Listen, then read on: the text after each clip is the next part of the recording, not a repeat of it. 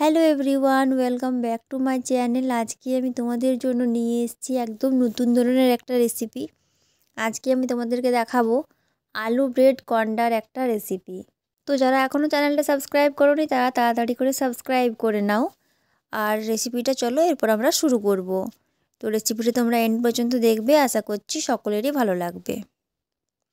দেখো, প্রথমেই আমি নিয়েছি ব্রেড। আলু আর ব্রেড কর্নার জন্য ব্রেডটা মাস্ট। এখানে আমি নিয়েছি আলুটা আমি সেদ্ধ করে নিয়েছি। আর এখানে রয়েছে ধনেপাতা কুচি। এভাবে ছোট ছোট করে ধনেপাতাটা কাটতে হবে। এখানে আছে লঙ্কা কুচি, যারা ঝাল খাও না তারা কিন্তু লঙ্কাটা একটু কম করেই দেবে।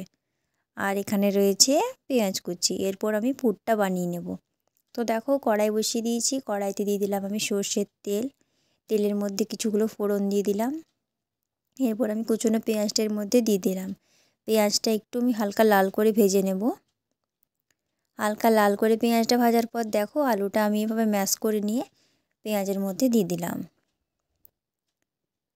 এরপর পেঁয়াজের সাথে আমি আলুটা ভেজে নেব কিছুক্ষণ। এইভাবে কিছুক্ষণ আমি নাড়াচাড়া করে নেব।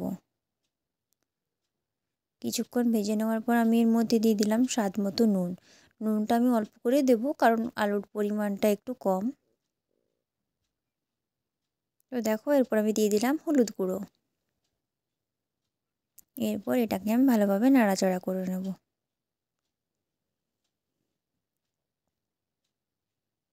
তো দেখো, এর মধ্যে দিয়ে দিলাম কিছুটা পরিমাণ জিরের গুঁড়ো।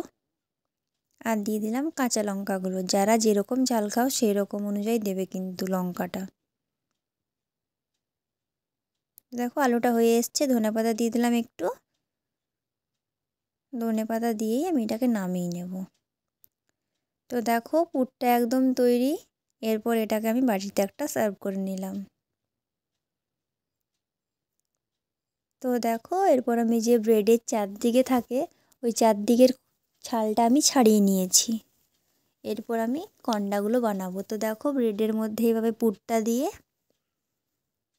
কিছুগুলো পেঁয়াজ আমি উপর থেকে দিয়ে দিলাম। এরপর এটাকে গোল করে মুড়ে নিতে হবে।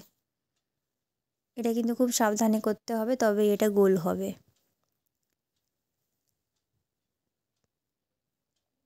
তো দেখো, আরও একটা তোমাদেরকে বানিয়ে দেখিয়ে দিচ্ছি। এভাবে কিছুটা আলুর পুর দিয়ে পেঁয়াজগুলো উপর থেকে দিয়ে এটাকে এভাবে ভালো করে মুড়িয়ে দিতে হবে।